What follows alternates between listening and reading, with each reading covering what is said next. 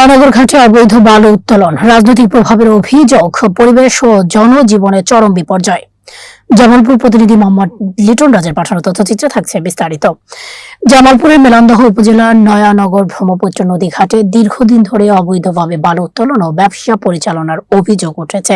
স্থানীয়দের দাবি, একটি প্রভাবশালী চক্র রাজনৈতিক পরিচয় ব্যবহার করে প্রকাশ্যে এই কার্যক্রম চালিয়ে যাচ্ছে।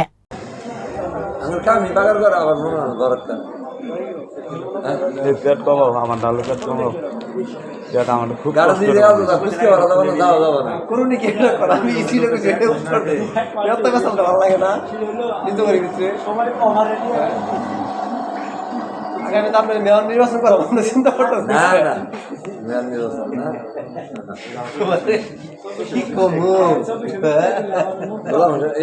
সময় আছে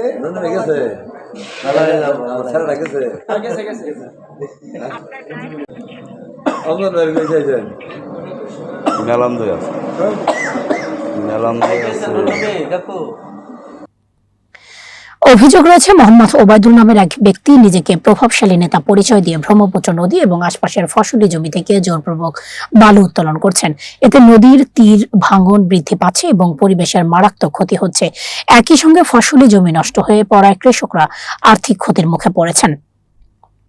এদিকে বালুবাহী ট্রাকগুলো ঢাকনা ছাড়া এবং নিয়ম বহির্ভূতভাবে সড়কে চলাচল করছে বলে অভিযোগ রয়েছে। এলাকাবাসীর দাবি, সব যানবাহনের বেপরোয়া গতির কারণে সরকারি সড়ক ক্ষতিগ্রস্ত হচ্ছে।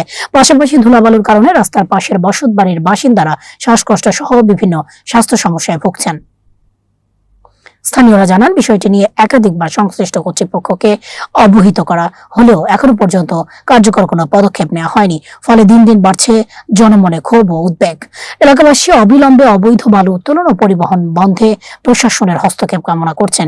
একই সঙ্গে দ্রুত তদন্তের মাধ্যমে দায়ীদের বিরুদ্ধে আইনগত ব্যবস্থা গ্রহণের দাবি জানিয়েছেন।